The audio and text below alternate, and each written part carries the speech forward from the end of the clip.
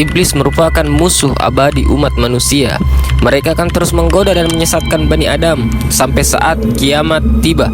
Meskipun jumlah manusia begitu besar, tetapi mereka tidak sama sekali kesulitan dalam menggoda umat manusia, dikarenakan mereka pun berkembang biak. Namun yang menjadi pertanyaan adalah bagaimana cara iblis berkembang biak dan di manakah mereka tinggal? Mari kita bahas di bumi Lasura.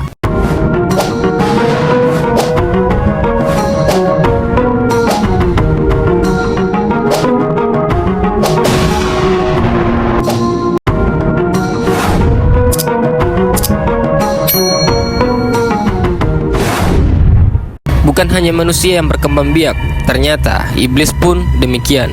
Allah Subhanahu wa Ta'ala menggambarkan hal tersebut, bahwasannya iblis pun memiliki keturunan.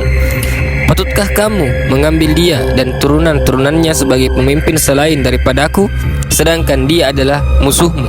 Quran Surah Al-Kahfi ayat 50. Selain itu, ternyata iblis pun membutuhkan asupan makanan dan minuman seperti yang dikatakan oleh Al-Hasan, yaitu mereka makan dan minum, sedangkan malaikat tidak berkembang biak, tidak makan dan minum. Pembuktian bahwa jin makan dan minum dijelaskan di dalam kitab Sabbah Al-Kutub Al-Mufidah. Jin itu makan minum, menikah dan melahirkan. Perbandingan perkembangan antara jin dan manusia yaitu 9:1, seperti yang diungkapkan oleh Abdullah Umar. Sebagaimana Allah membagikan manusia dan jin itu ke dalam 10 bagian. 9 bagian adalah jin dan 1 bagian adalah manusia. Tidak seorang pun manusia melahirkan seorang anak dan jin melahirkan 9 anak. Hadis riwayat Ibnu Abdul Bar, Ibnu Jarir, Hakim dan Ibnu Abi Hatim. Dari hal-hal tersebut maka dapat diketahui jin lebih banyak dibandingkan dengan manusia. Namun di penjelasan lain ada pula yang mengatakan iblis berkembang biak dengan cara bertelur, seperti yang dikatakan oleh Ibnu Abbas. Ketika iblis turun ke bumi, ia menikahi dirinya sendiri dan membuahkan 4 telur yang terpisah di setiap sudut bumi.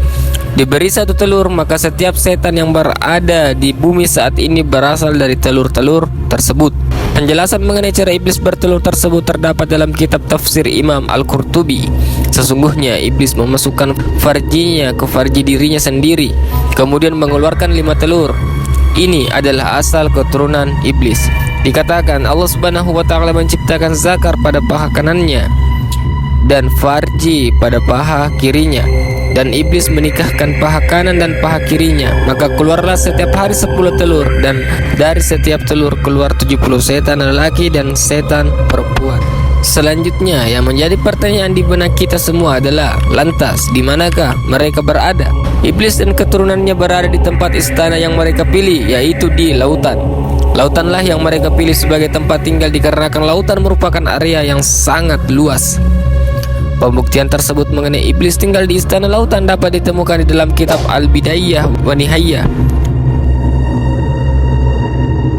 yang merupakan karya Ibnu Katsir. Di dalam bukunya tersebut, Ibnu Katsir menjelaskan bahwa iblis memiliki banyak tentara dan memiliki lautan sebagai tempat istana mereka, dengan singgasana iblis terletak di lautan.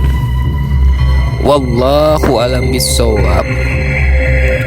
Jangan lupa subscribe agar tidak ketinggalan video menarik lainnya. Sampai ketemu di konten selanjutnya.